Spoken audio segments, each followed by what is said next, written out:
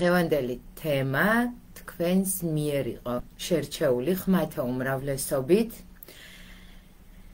და თემა არის რა არის და როგორ მუშაობს ნეიროგრაფიკა.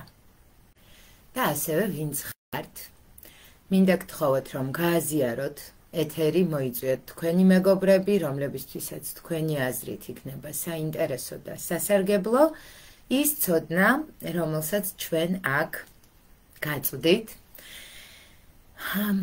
დაგეცნობით, ვინც არ მიცნობთ, მე ვარ დიანა ნიკოლაიშვილი, ვარ ექიმი ფსიქოთერაპევტი, სხეულზე ორიენტირებული ფსიქოთერაპევტი, ნეიროგრაფიკის და ნეიროსტრუქტურირების სპეციალისტი და ფსიქოთერაპიისა და პიროვნული ზრდის ცენტრის სტიმულის და არტ-თერაპიული ლაბორატორიის დამფუძნებელი და ამ ორი ორგანიზაციის ფარგლებში, მათ გვერდებზე ვატარებთ ლაივებს, რომელიც იქნება თქვენთვის სასარგებლო, თქვენთვის საინტერესო, თქვენი თხოვნებით და თქვენს მიერ შერჩეული თემებით. აქვე გეტყვით, რომ ბოლოს მიიღებთ ფასდაკლებას ძალიან საინტერესო ვიდეო ტრეინინგზე და დაელოდეთ თუ კი გაქვთ სურვილი მიიღოთ ინფორმაცია ამ ფასდაკლების შესახებაც. დავიწყოთ იმით, რომ ნეიროგრაფიკა ძალიან ახალი მეთოდია, ძალიან შთამბეჭდავია და ვინც იცით როგორია და როგორ გამოიყურება თქვენთვის ნაკლებად, მაგრამ ვინც პირველად იგებს, აი დაახლოებით ასე გამოიყურება ნეიროგრაფიკის ნახატები. კიდევ ერთს გაჩვენებთ განსხვავებულს, ეს უკვე ნეიროსტრუქტურირება, რომელიც ნეიროგრაფიკის ნაწილს წარმოადგენს და უფრო გეომეტრიულ სტრუქტურებთან მუშაობს, ვიდრე ნეიროგრაფიკა, რომელიც სრულიად თავისუფალი და სრულიად ისეთი ემოციური და ინტუიციური პროცესია, სტრუქტურირებაში უფრო ლოგიკური ჰემისფეროც არის ჩართული. აქედან გამომდინარე, ნეიროგრაფიკა არის ახალი მეთოდი, რომელიც კოუჩინგურ მეთოდად არის დარეგისტრირებული, თუმცა მას აქვს ისეთი ეფექტი, რომელიც არა მხოლოდ კოუჩინგურ, არამედ ფსიქოთერაპიულ ეფექტსაც აძლევს ადამიანს და ეხმარება გათავისუფლდეს ძალიან ღრმად ჩამჯდარი, უარყოფითი, შემზღუდავი რწმენა წარმოდგენებისგან, ისე რომ რიგ შემთხვევებში შეიძლება ვერც კი მიხვდეს რა გააკეთა, როგორ გააკეთა. თუმცა მოგიყვებით кейს, სადაც ძალიან კარგად გამოჩნდება რა აღმოაჩინა ადამიანმა, ეს кейსი არის 3 წლის წინანდელი და დღეს ამ ადამიანის ცხოვრება არის რადიკალურად შეცვლილი და აქვე გეტყვით, რომ ეს ადამიანი ხატვის დროს 67 წლის იყო და ეხლა 70 წლის არის და მის შემთხვევაშიც საკმაოდ დიდი ცვლილებები მოხდა, როდესაც ჩვენ ვამბობთ, რომ ასაკთან ერთად ნეიროპლასტიურობა მცირდება, ანუ ადამიანს უჭირს ცვლილებების მოხდენა და ცვლილებებისადმი ადაპტაცია, მინდა გითხრათ, რომ ნეიროგრაფიკის მეშვეობით ეს მოხდა, გვაქვს ესეთი кейსი და მოგიყვებით, როგორ აღმოაჩინა ადამიანმა შეზღუდვა, როგორ გადალახა ეს შეზღუდვა და დღეს ცხოვრობს სრულიად განსხვავებული ცხოვრება.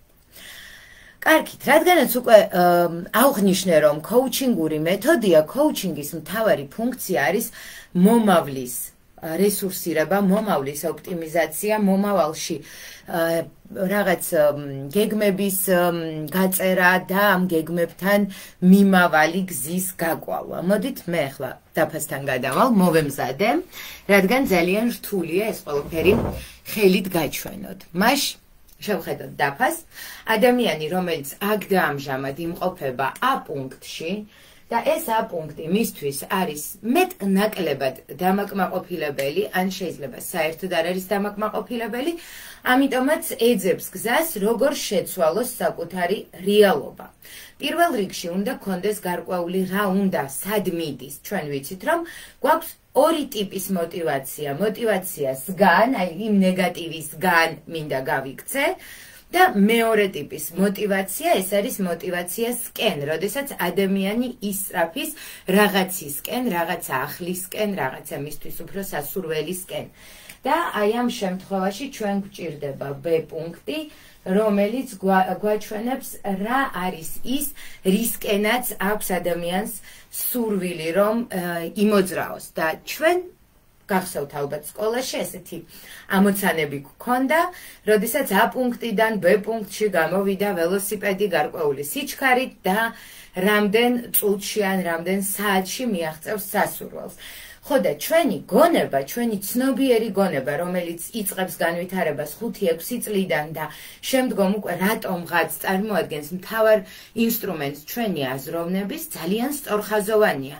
ანუ თუ მე გამოვედი A პუნქტიდან, მაშინ სწორად უნდა ვიარო B პუნქტამდე და ყოველგვარი გადახვევა, შეჩერება, შეფერხება ნიშნავს იმას, რომ მე ვერ ვაღწევ სასურველს, შესაბამისად თუ ჩემი გზა არ მიმდინარეობს დაგეგმილის მიხედვით, თუ მე სადღაც შევფერხდი, ეს იმას ნიშნავს, რომ ან მე ვარ არასწორი და არ გამომივა, ვერ მივაღწევ სასურველს, ან ჩემი მიზანია არასწორი და ეხლა მოვინდომე ზედმეტად ამბიციური რაღაცა და ორივე შემთხვევაში შეიძლება გადავხაზო ეს იდეა და დავბრუნდე A პუნქტში ახალი ნეგატიური გამოცდილებით, რომ არც ისე კარგი ვარ იმისთვის, რომ მივაღწიო იმ B-ს და შემდგომში, როდესაც დადგება საკითხი, რა მინდა, მე ვეღარ ვიქნები ისეთი ამბიციური და ისეთი გაბედული, როგორც ვიყავი მანამდე, იმიტომ რომ მე უკვე მივიღე ნეგატიური გამოცდილება. მოდით ახლა დავფიქრდეთ, ცხოვრებაში რამდენი ნეგატიური გამოცდილება გქონდა ყველას და რამდენ ნეგატიურ გამოცდილებას ვაკვირდებოდით. შეიძლება ახლობლის, ნათესავის, ან ვიღაც ცნობილი ადამიანის ნეგატიურ გამოცდილებას, რომელიც გვაჩვენებს, რომ აი ნახე, ცდილობს არ გამოსდის, იმას არ გამოუვიდა, მე ვინ ვარ, რომ გავბედო და გამომივიდეს და რაც უფრო მეტი გვაქვს ესეთი ნეგატიური მაგალითები საკუთარი და სხვა ადამიანების ცხოვრებიდან, მით უფრო მეტი ნეგატიური რწმენა, წარმოდგენები და შემაფერხებელი ემოციები გვაქვს მიზანთან მიმართებაში. შესაბამისად, ახლა მოდით გავიხსენოთ, დაფიქრდით თქვენს, რა ნეგატიური რწმენა წარმოდგენები შეიძლება გქონდეს. ნუ, მაგალითად, ეს ჩემთვის არ არის. მე ამისთვის არ ვარ შექმნილი. საქართველოში წარმატებას აღწევს მხოლოდ ის, ვისაც ნათესავი ახლობელი ან ვიღაცა ყავს. ფული თუ არ გაქვს, არც კი იოცნებო რაღაცაზე არაფერი გამოგივა. და უამრავი სხვა. ჩვენ გარდა ჩვენი პირადის კიდევ გვაქვს კოლექტიური სხვადასხვა ანდაზის ან სხვადასხვა ესეთი ფრაზის სახით, რომელიც როდესაც იქმნებოდა, გარკვეულ ბაზის ატარებდა ნამდვილად. თუმცა გადის წლები, რეალობა იცვლება, მაგრამ ის ანდაზები, ის გარკვეული რწმენა, წარმოდგენები, რომელიც ჩვენმა წინაპრებმა შექმნეს, აი ესე გადმოგვეცემა მემკვიდრეობით, მერე ჩვენ გადავცემთ ჩვენ შვილებს და კრიტიკულად არ უდგებით, არ ვსვავთ კითხვას, კი მარა რატომ არის ფული ხელის ჭუჭყი?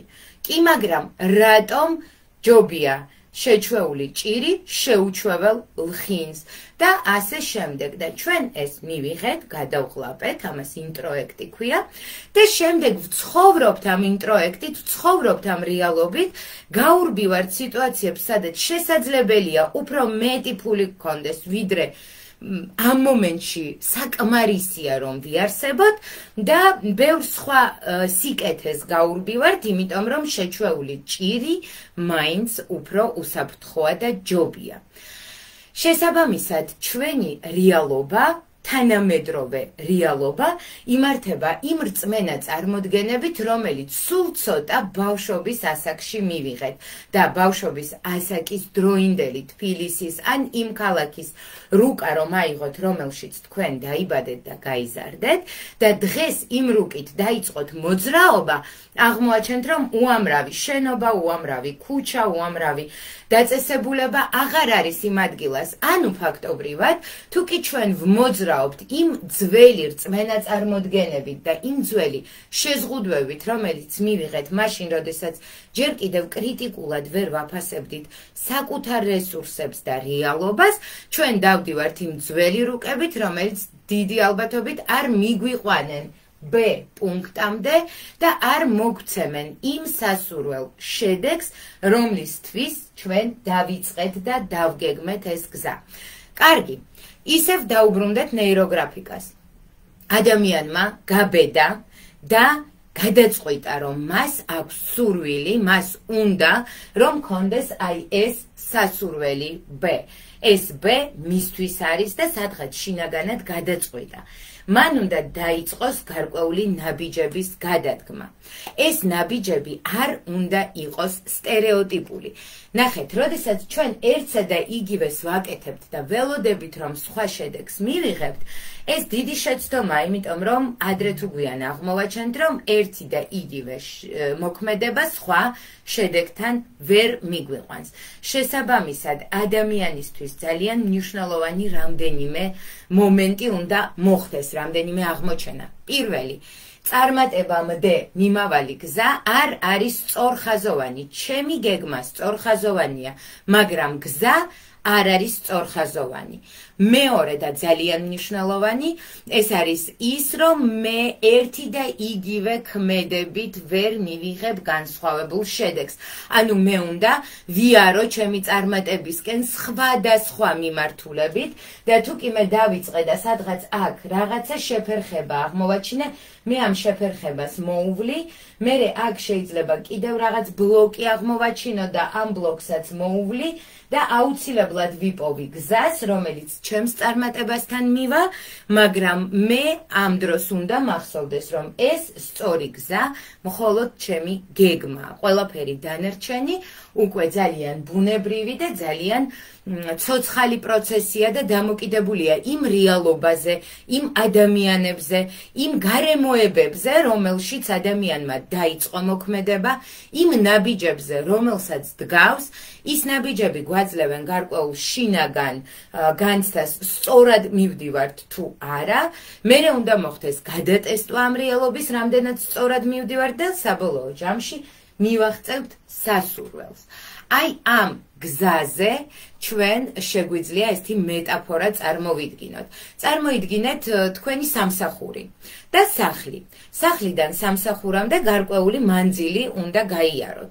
და თუ თქვენ ეხლა წარმოსახვაში დაინახეთ სახლი და სამსახური, თქვენი წარმოდგენა არის სწორხაზოვანი. მაგრამ იმისთვის, რომ მიხვიდეთ ოფისამდე, მიხვიდეთ სამუშაო ადგილამდე, თქვენ უნდა გახვიდეთ სახლიდან, გახვიდეთ ეზოდან, შემდეგ რაღაცა ქუჩებით იაროთ, გახვიდეთ ცენტრალურ მაგისტრალზე, ამ მაგისტრალით გაიაროთ და შემდეგ შეუხვიოთ საოფისე შენობის ეზოში. ანუ თქვენი სწორხაზოვანი ფიქრი რეალობაში სულ სხვა ტრაექტორიებს ნიშნავს, მაგრამ არასდროს არ გეპარებათ ეჭვი იმაში, რომ თქვენ არასწორად დაგეგმეთ მარშრუტი სახლიდან სამსახურამდე. რატომ?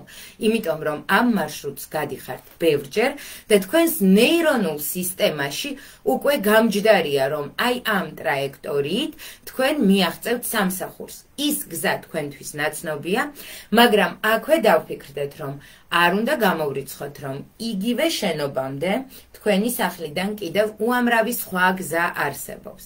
და ამ გზებზე არის საინტერესო ობიექტები, მაღაზიები, ადამიანები, რომელიც შეიძლება შეგხვდეთ, თუ კი განსხვავებულ ტრაექტორიას აირჩევთ. აი ახლა მოდით ნეიროგრაფიკაზე გადავიდეთ, მე ამას წავშლი და წარმოვიდგინოთ, რომ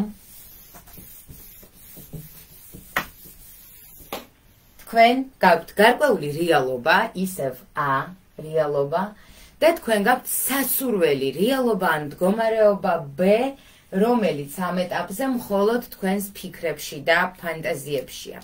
თქვენ უნდა გაიაროთ გარკვეული გზა და ამ შემთხვევაში ნეიროგრაფიკა გვთავაზობს შავ მარკერს, როგორც სიმბოლოს ჩვენი ფსიქიკური ენერგიის მიმართულების. ნახეთ, ანუ მე სახლიდან სამსახურამდე გარკვეული მარშრუტი უნდა გავხაზო. მე ჩემი არსებული მდგომარეობიდან სასურველ მდგომარეობამდე გარკვეული მარშრუტი უნდა გავხაზო და ნეიროგრაფიკა ამბობს, თუ კი შენ ამას ფურცელზე გაათამაშებ, შენს ნეირონულ სისტემაში შეიქმნება რაღაცა ახალი, რომელიც მოგცემს უკვე წარმატებულ გამოცდილებას სასურველი რეალობის მიღწევის, რომელიც არარეალურია, რომელიც ფანტაზიაშია, მაგრამ ამ პროცესში განცდილი ემოციები, ამ პროცესში მიღებული შთაბეჭდილებები ილექება ქვეცნობიერში და თქვენს გზას ხდის უფრო სასიამოვნოს, უფრო სასურველს და თითქოს ცოტა უფრო ნაცნობს, იმიტომ რომ აქამდე რა გზასაც გადიოდით, ეს გზა ოდესღაც თქვენთვის იყო ახალი და ძალიან ამაღელვებელი, დღეს კი ძალიან ნაცნობი და გარკვეულია. ზუსტად ასე თქვენ სასურველ მდგომარეობამდე მიმავალი გზა შეგიძლიათ გაკვალოთ ნეიროხაზების მეშვეობით. ნეიროხაზი არის აქტივი ნეიროგრაფიკის, რომელიც არის ძალიან ბუნებრივი, ბიონური, რომელიც არ იმეორებს საკუთარ თავს არც ერთ მონაკვეთზე და მიდის იქ, სადაც შეიძლება გონებით, არ ველოდებით რომ აღმოჩნდება. ეს არის ნეიროგრაფიული ხაზის განმარტება. ანუ ნეიროხაზი, ჩვენი ფსიქიკური ენერგიის მიმართულება, არ იმეორებს საკუთარ თავს, ანუ არ არის სტერეოტიპული და არ გულისხმობს, რომ ჩემი ფსიქიკური ენერგია მუდმივად ერთ და იგივეზე წრეზე დადის და მიდის სასურველ შედეგთან ისე, როგორც არ ელოდები, რომ მივაო.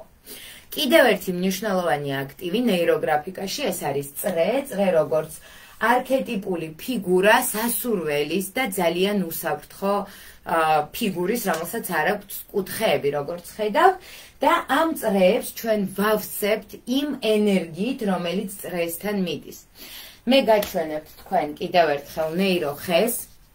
ამ შემთხვევაში ჩვენ ნეიროგრაფიკაში ვიყენებთ ვერტიკალური ზრდის მეტაფორას და ნახეთ ნეიროხაზები ქვემოდან ზემოთ მიემართება და აქვს ქვემოთ ფესვებში არსებული რესურსების, გამოცდილების ენერგია ზემოთ სასურველ რეალობასთან. აი ნახეთ, ჩვენ შეგვიძლია ასე დავდოთ და აქ ჩვენ გვაქვს პუნქტი, სად ვარ, საიდან მოვდივარ, რას ვაკეთებ და რა გზას გავდივარ იმისთვის, რომ მივიღო სასურველი რეალობა. რა თქმა უნდა, ახლა ძალიან პრიმიტიულად ხსნი და ამ აწყობას და ალგორითმს აქვს ძალიან მკაცრად გაწერილი ნაბიჯები, რომლის დაცვის შემთხვევაში არის უსაფრთხო და შედეგიანი ნეიროგრაფიკის გამოყენება, ამიტომ უბრალოდ დავჯექი ახლა და გადავხატე ეს ხე. არაფერს არ მოგცემთ ყველაზე კარგ ვარიანტში. მე ვიცი, რომ ადამიანები ხატავენ ნეიროგრაფიკას ან ნეიროარტს უბრალოდ ნიმუშით ან უყურებენ ნახატს და იხატავენ. ამ შემთხვევაში ძალიან მნიშვნელოვანია, რომ ძირითადი პრინციპები იცოდეთ, ან პრინციპები თუ არ იცით, ყოველ შემთხვევაში ვიღაცასთან ერთად ხატოთ, ვინც ამ პრინციპებს ხაზს გაუსვამს. ხო და ახლა იმ ჩემი საჩუქარი არ არის ფასდაკლება. თუ გაქვთ სურვილი საკუთარ თავზე გამოსცადოთ ნეიროგრაფიკა, ჩვენ გვაქვს შინაგანი შფოთვის მართვის 3 ალგორითმი ვიდეო ჩანაწერების სახით, რომელზეც 50%-იან ფასდაკლებას მიიღებთ, ერთჯერადად შეიძენთ და ყოველთვის გექნებათ ეს 3 ჩანაწერი და ნებისმიერ მომენტში, როდესაც იგრძნობთ შინაგან შფოთვას, რესურსების ნაკლებობას, გარკვეულ თემასთან დაკავშირებით, სტრესულ სიტუაციებთან დაკავშირებით, შეგიძლიათ დახატოთ და ამ ხატვის შედეგად მიიღოთ უკვე ის შედეგი, რომელიც გსურთ. ამ ყველა ალგორითმის ხატვის დროს ძალიან მკაცრად მივყვებით იმ წესებს და ძალიან მკაცრად უსვამთ ხაზს იმ მნიშვნელოვან პრინციპებს, რომელიც აუცილებლად უნდა იყოს დაცული ხატვის დროს. შესაბამისად, თუ გაქვთ სურვილი მიიღოთ ეს ფასდაკლება, მოგწერეთ მინდა ფასდაკლება და ჩვენი ადმინისტრატორი გამოგიგზავნით ყველა ინფორმაციას და პირობებს, როგორ შეიძლება რომ შეიძინოთ ეს ყველაფერი. შესაბამისად, მე უკვე ვახსენე შავი მარკერი, რომელიც ადამიანის ფსიქიკური ენერგიის მიმართულებას განსაზღვრავს და აქ ნახატზეც ჩვენ დავინახეთ ფსიქიკური ენერგიის მიმართულება, დინება ამ კონკრეტულ ალგორითმს რითმში არის ქვემოდან ზემოთ და ნახეთ არის კიდევ წრეები. რა არის ეს წრეები?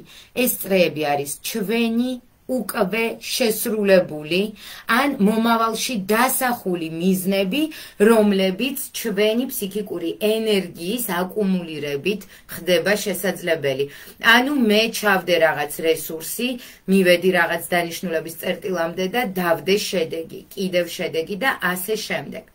ახლა კი кейსი, რომელიც მინდოდა რომ მომეყოლა, მუშაობდი ქალბატონთან, რომელიც 67 წლის იყო ხატვის მომენტში, იყო პანდემია და გარკვეული შფოთვა ჰქონდა, შფოთვა აწუხებდა და შევთავაზე ნეიროგრაფიკით შფოთვის დამუშავება, გამოვიყენეთ ნეიროხე. სამწუხაროდ ეს ნახატი არ მაქვს, რადგან წაიღო, მისთვის მნიშვნელოვანი იყო, თუმცა მოგიყვებით რა მოხდა. ხატვის პროცესში აღმოაჩინა, რომ მისი ნაყოფები, აი ეს ზემოთ რაც არის, ძალიან პატარაა. და ქონდა ესეთი საოცარი გაცნობიერება, თქვა რომ მთელი ცხოვრება არ ვაძლევ თავს უფლებას ამბიციური მიზნების. მეშინია და განცდა მაქვს რომ ამას არ ვიმსახურებ. ნახეთ, შემზღუდავი რწმენა წარმოდგენა, რომელიც თან გააცნობიერა. და ძალიან დასევდიანდა ამ ყველაფრით, იმიტომ რომ ისეთ ასაკშია, როდესაც წესით ბევრად მეტი შეეძლო რომ ქონოდა და არ ქონდა, იმიტომ რომ თურმე არ აძლევდა საკუთარ თავს აი ამ ამბიციების უფლებას და საშუალებას. და ის დაძაბულობა, რომელიც მასში გაჩნდა, იყო როგორი, ნახეთ, ანუ მე ეს არ მაწყობს და ეს იწვევს დაძაბულობას. ამ დაძაბულობის შედეგად ან უკან ბრუნდება ადამიანი და ამბობს აზრი არ აქვს ამ ცხოვრებაში არაფერს, რადგან მთელი 67 წელი ვიცხოვრე ამბიციების გარეშე, ან შეიძლება ეს დაძაბულობა ჩადო გარკვეულ ინვესტიციად და შეცვალო რაღაცა შენს მომავალში. ამ ქალბატონმა მკითხა, თუ არის შესაძლებელი, აი ახლა ამ ეტაპზე, როდესაც უკვე ფერზე მუშაობს, გაზარდოს ნაყოფები. ანუ მან ეს იმპულსი დაიჭირა საკუთარ თავში და მეუთხარი რომ კი შეუძლია, გაზარდა, მოამრგვალა და მომრგვალებაზეც გეტყვით, აუცილებლად უმნიშვნელოვანესი ნაწილია და თუ არ მოხდა, უფრო ძლიერ შინაგან კონფლიქტს გამოიწვევს, რაც დაუშვებელია და ამიტომაც არის საჭირო რომ ნეიროგრაფიკას მეთვალყურეობის ქვეშ ხატავდეთ დასაწყისში, ძირითადი პრინციპები რომ იცოდეთ. და რომ გაზარდა ძალიან ისეთი შვების და სიამოვნების განცდა მოვიდა, რაც მიუთითებს იმაზე, რომ შინაგანი ბლოკი, შინაგანი აკრძალვა მოიხსნა და ის ენერგია, რომელიც შეკავებული იყო ამ აკრძალვის შედეგად, ამოძრავდა სხეულში.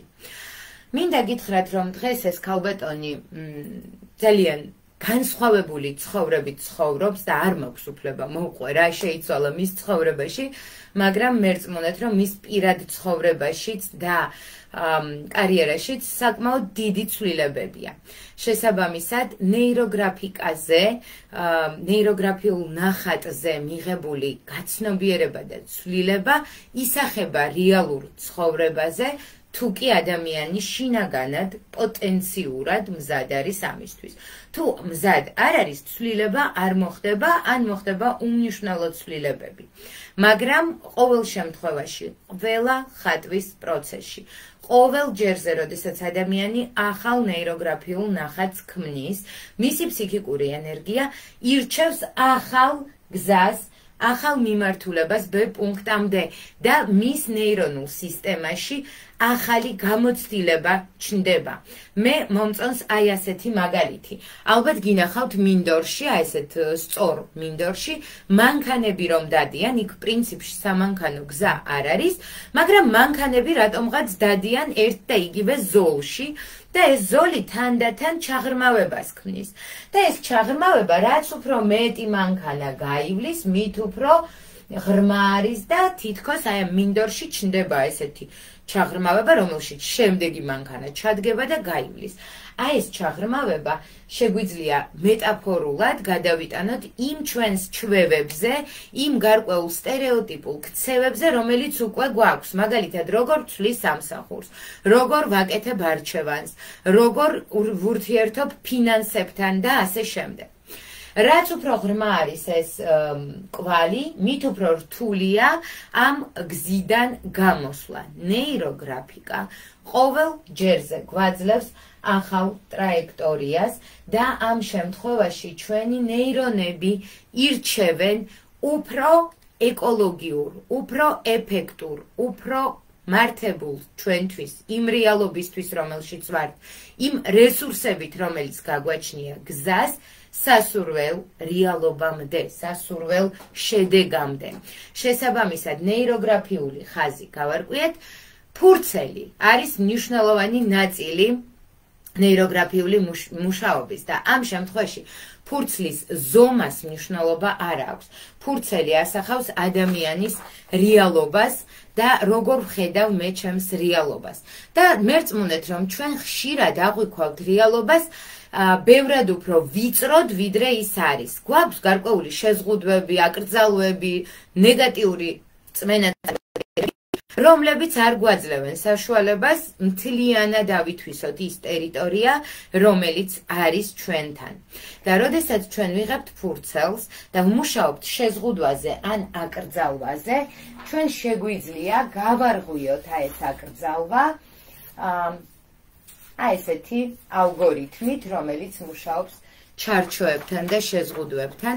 შეხედეთ, ამ შემთხვევაში არის ესეთი ვიწრო ადგილი, რომელიც ადამიანის აზრით ათვისებული აქვს და ეხლა რომ მკითხოთ თქვენი პოტენციალის, თქვენს რეალობაში შესაძლებლობების რამდენ პროცენტს იყენებთ, თუ იტყვით 80, 70, 60, წარმოიდგენთ, რომ თქვენი რეალობა, ამ დარჩენილი 20, 30, 40%-ით აუთვისებელია, მაგრამ იმ აუთვისებელ ტერიტორიაზე უამრავი რესურსი და შესაძლებლობაა, რომელსაც უბრალოდ ვერ ვამჩნევთ, ვერ მივაღწევთ, იმიტომ რომ ჩვენ იქამდე ვერ მივდივართ, ჩვენ მოძრაობთ იმ ტრაექტორიაში, რომელიც დაშვებულია რატომღაც ჩვენთვის. რას ნიშნავს დაშვებულია? დაშვებულია იმას ნიშნავს, რომ ოდესღაც ვიღაცამ მასწავლა, რომ 100% არ მეკუთვნის, 100% ზედმეტია, ზედმეტად ბევრია ჩემთვის და მე ვისწავლე ამ პატარა რეალობაში ცხოვრება. გახსოვთ იმ სპილოს ისტორია, რომელიც დაბმულია და დადის ძალიან პატარა მანძილზე. როდესაც თოქს გადაჭრიან, სპილო იმ მანძილს ვერ ცდება, რადგან იმდენად მიეჩვია, რომ ეს შეზღუდული გარემო არის მისი რეალობა, რომ არც კი უჩნდება იმპულსი და ამბიცია, რომ ამ რეალობას გაცდეს და რაღაცა ახალი აითვისოს. მაშინაც კი, როდესაც ამ აუთვისებელ ტერიტორიაზე არის გემრიელი ბალახი, გემრიელი ხილი და ბევრი სხვა რაღაცა, რაც სპილოსთვის იქნებოდა სასურველი, ის იმდენად მიჩვეულია, მასში იმდენად გამჯდარია ეს შეზღუდვა, რომ ის უბრალოდ ვერ ბედავს და ვერ ცდება იმ რეალობას, რომელშიც არის, რომელიც ოდესღაც დაისწავლა, რომ მისია. ესეთი სქემა მაქვს თქვენთვის მომზადებული. და ნახეთ, ადამიანი არის სამ რეალობაში მოქცეული. პირველი რეალობა არის ის რეალობა, რომელსაც ჩვენ თავიდანვე ვიყენებთ და ეს არის ფიზიკური რეალობა, ცენტრი. ეს არის ჩვენი შეგრძნებების სხეულის დონეზე, როდესაც მე რეცეპტორების მეშვეობით, გრძნობის ორგანოების მეშვეობით აღვიქვავ გარე სამყაროს, ვგრძნობ ტემპერატურას, ვგრძნობ ზეწოლას, ვგრძნობ რაღაცა ისეთ წნევას თუნდაც, მესმის ხმები, ვხედავ ფერებს და ასე შემდეგ. ეს რეალობა, ფიზიკური რეალობა არის ჩვენთვის ყველასთვის ობიექტური და არ აქვს სუბიექტური ელფერი. მაგალითად, ტემპერატურა ყველასთვის 15 გრადუსია, ან ხმა შეგვიძლია გავზომოთ და ვთქვათ, რამდენად ხმა მაღალი ან ხმა დაბალია, ფერი ყველასთვის ერთნაირი იქნება, მაგალითად წითელი, მაგრამ ნახეთ შემდეგ უკვე, როდესაც ჩვენ გადავდივართ განვითარების მეორე ეტაპზე, ჩვენ ვავითარებთ ემოციებს. ეს არის სადღაც დაბადებიდან 2-3 თვეში ბავშვი ემოციებით იწყებს რეაგირებას გარესამყაროში მიმდინარე მოვლენებზე. უღიმის დედას და არა უბრალოდ იღიმის, იმიტომ რომ კუნთი უთამაშებს, უყურებს გარკვეულ რაღაცას და ეს რაღაცა იზიდავს და მასში ცნობის მოყვარეობას თქვათ აღძრავს და ან პირიქით რაღაცა არ მოსწონს, ეშინია და ტირის. ეს არის ემოციური რეალობა და ემოციური რეალობა ქმნის ჩვენ შთაბეჭდილებებს. ნახეთ, მე რომ ვცადე და არ გამომივიდა რა ემოცია განვიცადე. და შემდეგ ეს ემოციური რეალობა განსაზღვრავს ჩემს დამოკიდებულებას, ჩემს ობიექტურ რეალობასთან. მაგალითად, წითელი ფერი მიყვარს თუ არ მიყვარს, განისაზღვრება ჩემი შთაბეჭდილებებით, რომელიც ოდესღაც მივიღე წითელ ფერთან დაკავშირებით და ასე ყველაფერი დანარჩენი. ხოლო ბოლო რეალობა, ეს არის მენტალური რეალობა, დაახლოებით იმას აქ იწყებს ჩამოყალიბებას, როდესაც ბავშვი მიზეზ შედეგობრივ კავშირებს იჭერს. მაგალითად, რაღაცა გააკეთა, მიიღო საყვედური და მიხვდა, რომ ეს საქციელი არ არის მოსაწონი. ან პირიქით რაღაცა გააკეთა, შეაქეს და მიხვდა, რომ შექებისთვის, რაც შეიძლება ბევრი ეს უნდა აკეთოს. და ნახეთ, მენტალურ რეალობაში ჩვენ გვაქვს დასკვნები, ფიქრები, რწმენა, წარმოდგენები და ყველაფერი ის, რაც საბოლოოდ განსაზღვრავს ჩვენს დამოკიდებულებას გარკვეულ რაღაცეებთან, ჩვენს დასკვნებს. მაგალითად, ის მე რამდენად ვიმსახურებ წარმატებულ ცხოვრებას, ან არ ვიმსახურებ. რამდენად უსაფრთხოა ჩემთვის ეს კონკრეტული ფინანსური მდგომარეობა, ან ფიზიკური მდგომარეობა და ასე შემდეგ, განისაზღვრება ამ სამი რეალობით, რომელიც თუ კი შეზღუდულია, ნახეთ, უამრავი ცარიელი სივრცე არის გარშემო, რომელშიც შეიძლება ბევრი სხვა სასარგებლო რაღაცა იყოს. ნეიროგრაფიკა გვეხმარება იმაში, რომ მარკერის მოძრაობით აღმოვაჩინოთ და შევაგროვოთ და შემდეგ შევიტანოთ ჩვენ შეზღუდულ რეალობაში რესურსები. შეხედეთ ამ ალგორითმზე კარგად ჩანს, ნეიროხაზებმა შეიტანეს რესურსები და საბოლოო ჯამში ეს შეზღუდული კვადრატი, რომელიც იყო ასეთი, ნახეთ როგორ გაფართოვდა და დაკარგა თავისი მკაცრი ოთხკუთხა ფორმა, შეივსო რესურსებით და ადამიანის ცხოვრებაში აუცილებლად რაღაცა ახალი გაჩნდება. აუცილებლად რაღაცა ისეთს გაბედავს, გადალახავს, რაც მანამდე მისთვის იყო აკრძალული, დაუშვებელი, მიუღებელი და ის აღმოაჩენს, რაოდენ მნიშვნელოვანია, რომ ადამიანმა გადალახოს ის სტერეოტიპული, მისთვის ძალიან ჩვეული, მასში ძალიან ღრმად გამჯდარი შეზღუდვები და გაიფართოვოს საკუთარი რეალობა. მინდა კიდევ ერთი ალგორითმი გაჩვენოთ, ჩემთვის ძალიან საყვარელი ალგორითმია, სტრატები, როდესაც ჩვენ ვიღებთ გარკვეულ უკვე რეალობაში არსებულ სიკეთეს და ამ სიკეთეს ვზრდით, ვამრავლებთ და ამ სიკეთის დადებით შედეგებსაც აღვნიშნავთ ფურცელზე.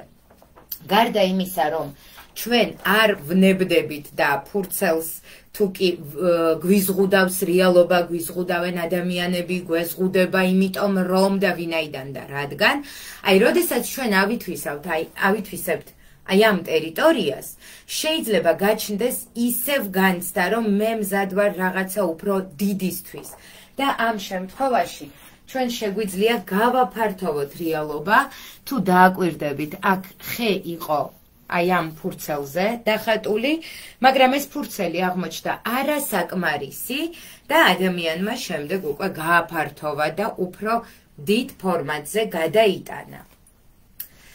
ეს იყო რაც მინდოდა მეთქვა. კითხვები არ იყო, როგორც ხედავ და თუ კი გექნებათ კითხვები, მოგწერეთ, აუცილებლად გიპასუხებთ.